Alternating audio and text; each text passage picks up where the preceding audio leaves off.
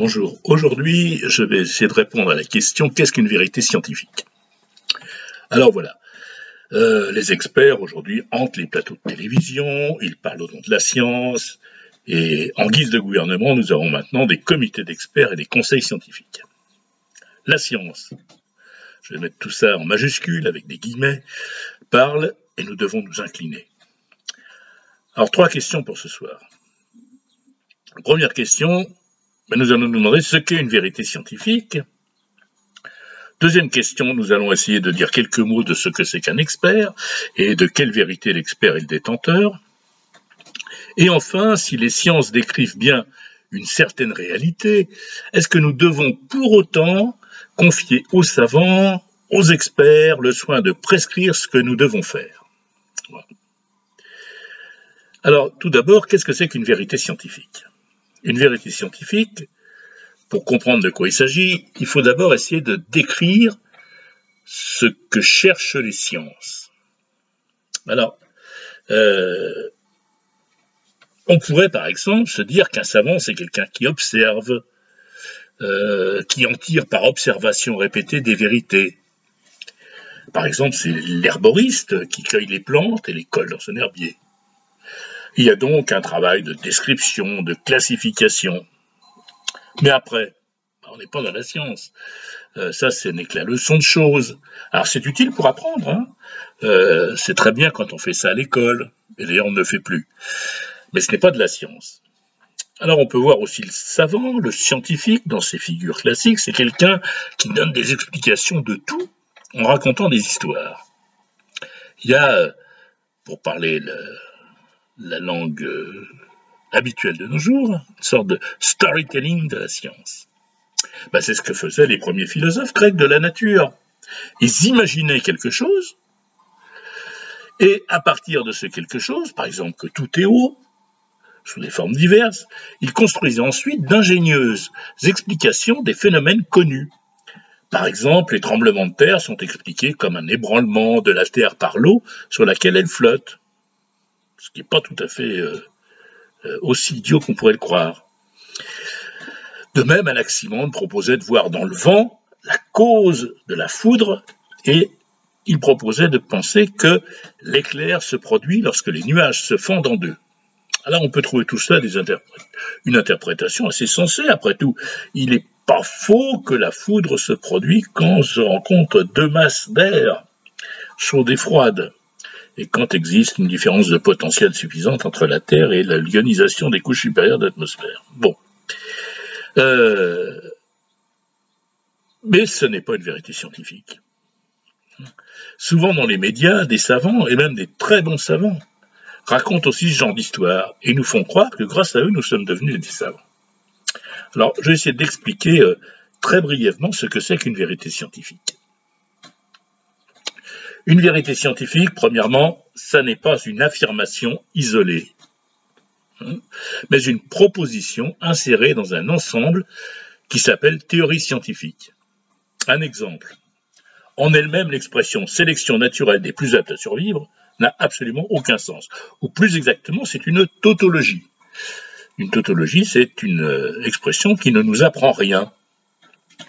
Que survivent les plus aptes à survivre, la belle affaire.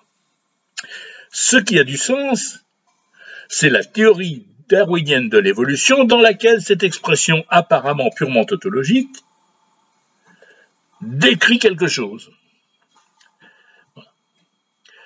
Deuxièmement, une théorie scientifique, c'est donc un ensemble cohérent logiquement de propositions qui donne un modèle stable qui nous permettra 1.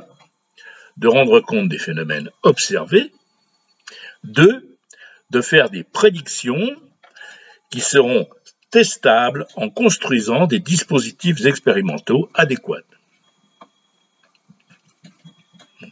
Tout ça mériterait de longs développements.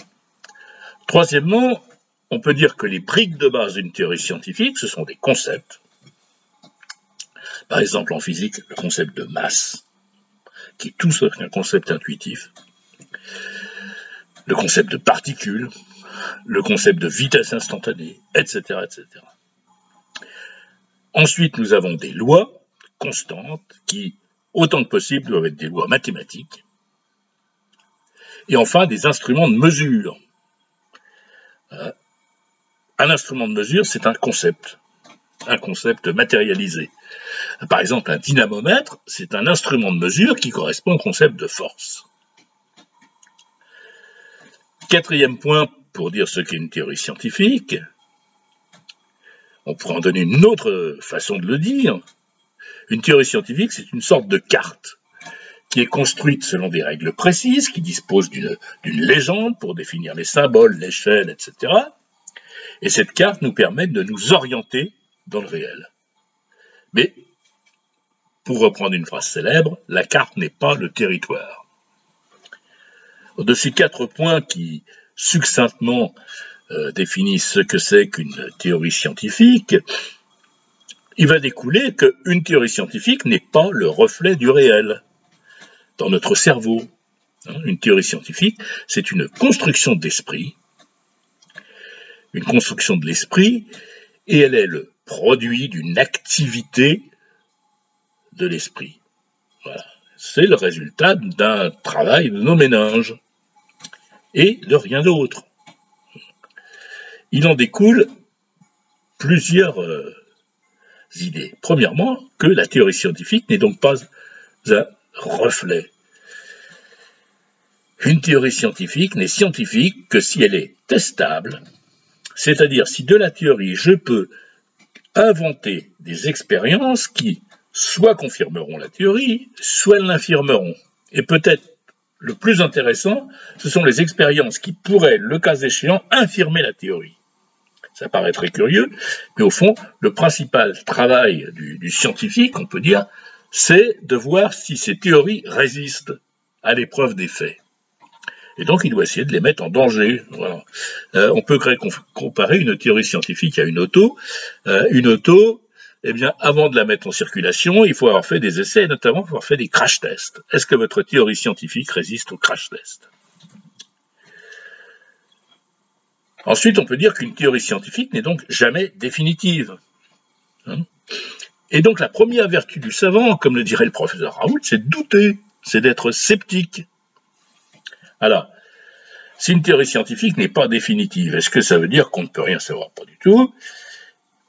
On peut être amené à abandonner une théorie parce qu'elle se révèle fausse. Par exemple, jusqu'au début du XXe siècle, on pensait que une bonne explication d'un certain nombre de phénomènes était que l'ensemble de l'univers était baigné dans une chose assez curieuse qu'on appelait l'éther. Bon, on a abandonné cette hypothèse de l'éther à son triste sort, notamment à la suite des travaux d'Einstein. Ou encore, une théorie scientifique peut ne pas être scientifique, et donc être abandonnée aussi impitoyablement, parce qu'elle est toujours vérifiée, c'est-à-dire une théorie qui est toujours vraie, au fond c'est une théorie qui ne nous apprendra rien. On pourrait en donner des exemples. Deuxième remarque sur ce caractère non définitif des théories scientifiques, c'est qu'une théorie peut être transformée en un sous-ensemble d'une théorie plus vaste. Par exemple, c'est ce qui est arrivé quand on a découvert la théorie de la relativité d'Einstein. Celle-ci contredit sur bien des points la théorie de Newton, qui était en vigueur jusqu'au début du XXe siècle. Elle la contredit, mais elle ne la rend pas fausse. C'est-à-dire que dans certaines circonstances, si on va ni trop vite ni trop loin, pour dire les choses rapidement, eh bien, la théorie de Newton est une bonne approximation. Et si vous voulez, je ne sais pas moi, envoyer un satellite de télécommunication géostationnaire, eh bien, Newton vous suffit encore largement. Alors, on peut voir les choses comme ça.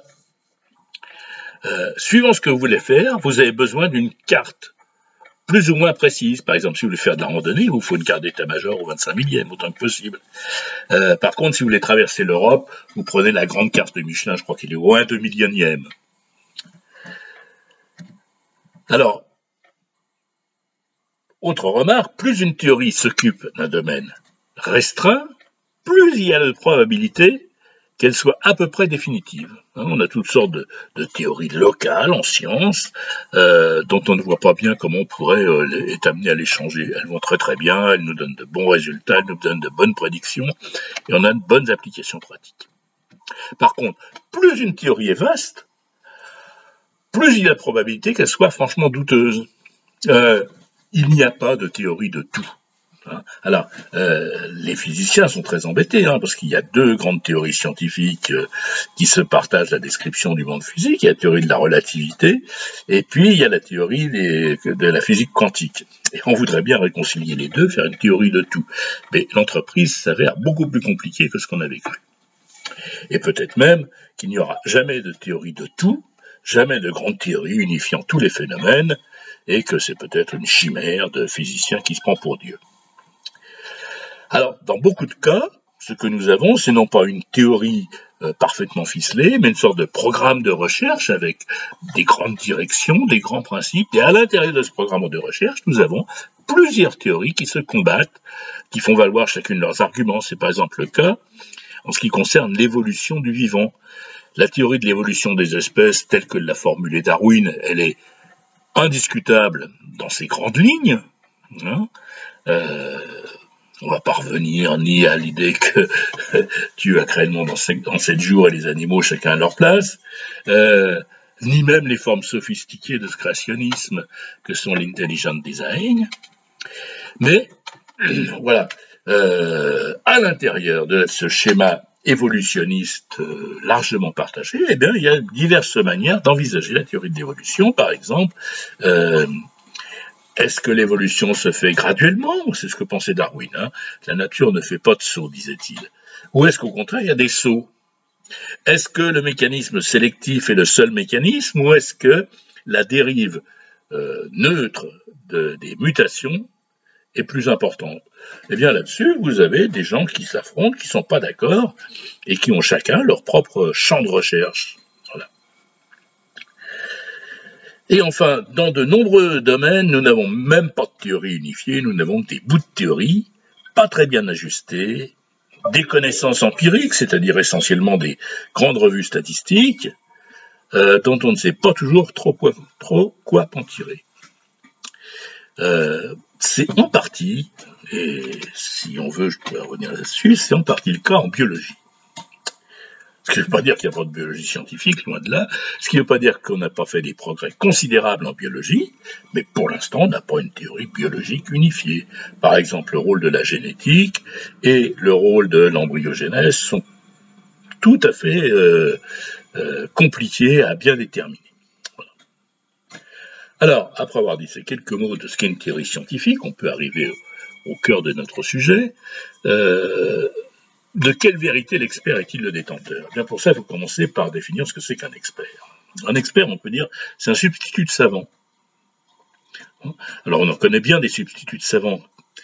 Par exemple, le journaliste scientifique ou les docteurs de BFM TV. Bon, il y en a d'autres, des experts, je vais y revenir. En tous les cas, notre expert, il a un minimum de connaissances dans le domaine, mais ce n'est pas un savant. Et il ne peut pas faire place à ce qu'est la réflexion du savant, c'est-à-dire au doute, tout simplement parce que quand il est convoqué comme expert, il n'est pas là pour douter, il n'est pas là pour discuter, il est là pour délivrer des vérités. Alors disons les choses simplement.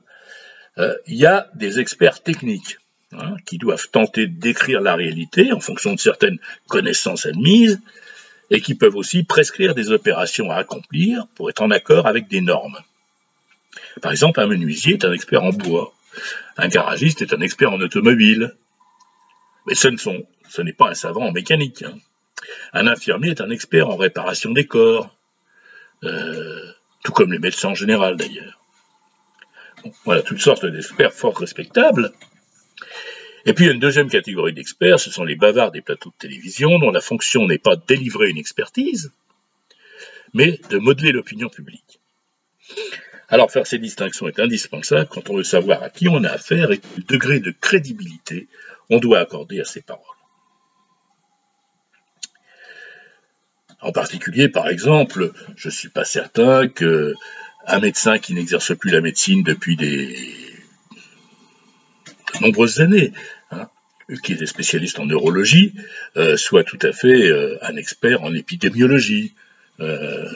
Et quand on voit même des gens comme Raphaël Glucksmann et quelques autres prétendus philosophes qui viennent déclarer que Raoult est un escroc, on a envie de leur répondre toi-même. Voilà. Bon. Alors, dernier point qui est peut-être le plus important de ma brève causerie, si les sciences décrivent une certaine réalité, doit-on confier aux experts le soin de prescrire ce que nous devons faire? Décrire, prescrire. Il est clair que le travail scientifique est une des plus hautes entreprises de l'esprit humain.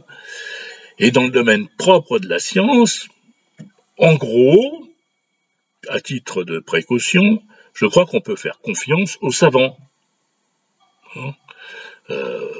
Voilà, il n'y a pas de raison de penser qu'on est plus savant qu'eux, même plutôt qu'on l'est moins, et donc j'aurais tendance à faire confiance à un professeur d'une grande université ou d'un grand centre hospitalier universitaire, plutôt qu'un individu qui vient sur les plateaux de télé, qui par ailleurs travaille pour les grands laboratoires. Bon, voilà.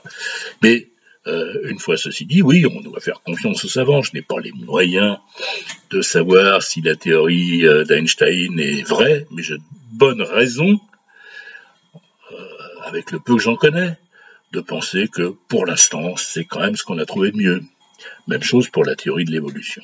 Donc, nous devons très largement faire confiance dans les sciences, dans leur domaine. Mais ces sciences ne font que décrire certains domaines. Elles nous donnent une coupe de la réalité, de certaines couches de la réalité. Et rien d'autre. Et surtout, elles ne peuvent jamais dire ce que nous devons faire. Nous ne pouvons pas passer de la description de ce qui est à la prescription. Par exemple, vous pouvez constater que, indépendamment des efforts de moralisation, de tout ce qu'on veut, indépendamment du droit, indépendamment de la répression, eh bien, il y a toujours un certain taux de criminalité. Eh bien, ce n'est pas parce qu'il y a un certain taux de criminalité qu'on doit accepter le crime. On ne peut pas passer du fait au devoir ou au droit. Voilà. Donc, et ceci est extrêmement important. Quand vous connaissez par exemple les phénomènes de désintégration du noyau de l'uranium et que vous savez que ça peut provoquer une réaction en chaîne et par là dégager une très grande quantité d'énergie, et c'est ce qu'on sait quand on a fait un petit peu de physique, la physique ne nous dit pas qu'il faut utiliser cette réaction en chaîne pour fabriquer des bombes atomiques par exemple. Et encore moins pour les tester sur les populations civiles, comme l'ont fait les États-Unis à la fin de la Seconde Guerre mondiale, en bombardant Hiroshima et Nagasaki, non pas pour terminer la guerre qui était finie, mais pour faire peur aux Soviétiques. Et ce n'est pas parce que nous connaissons les moyens de manipuler le génome humain. Il y a aujourd'hui des techniques extrêmement sophistiquées qui permettent de modifier la place d'une séquence de l'ADN, donc de modifier le génome. Ce n'est pas parce que nous pouvons le faire techniquement, parce que nous avons les connaissances scientifiques suffisantes, que nous devons le faire.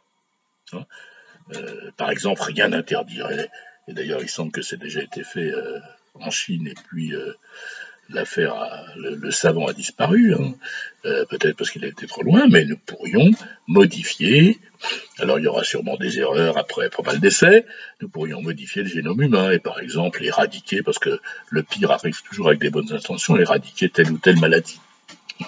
Mais c'est pas parce que nous savons le faire que nous devons le faire.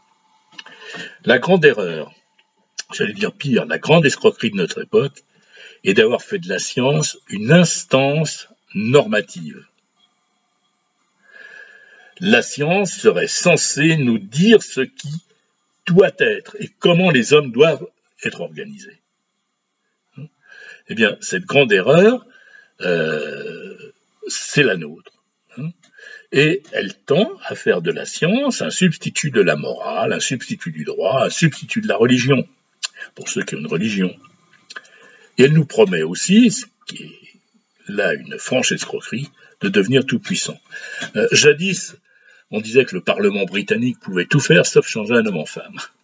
Aujourd'hui, la science, je remets des guillemets, hein, c'est-à-dire en l'occurrence les experts en bricolage de chair humaine, prétend que l'on peut le faire et que c'est à la portée de toutes les bourses. Voilà. Est-ce qu'on doit le faire parce qu'on sait le faire? En l'occurrence, dans l'exemple que je viens de citer, on ne le fait pas. Vraiment, c'est une sorte d'opération de camouflage, hein, c'est du trucage. Alors, si c'est possible, je crois qu'il est grand temps de mettre un terme à cette folie, il est grand temps d'atterrir, de nous rappeler que nous devons mourir, que la chose est certaine, même si l'heure est incertaine, et par là même, nous prendrons la mesure de tout ce que peut nous donner la vie. Ça me semble utile de dire ça au moment où nous semblons avoir décidé de ne plus vivre pour ne pas mourir. Merci.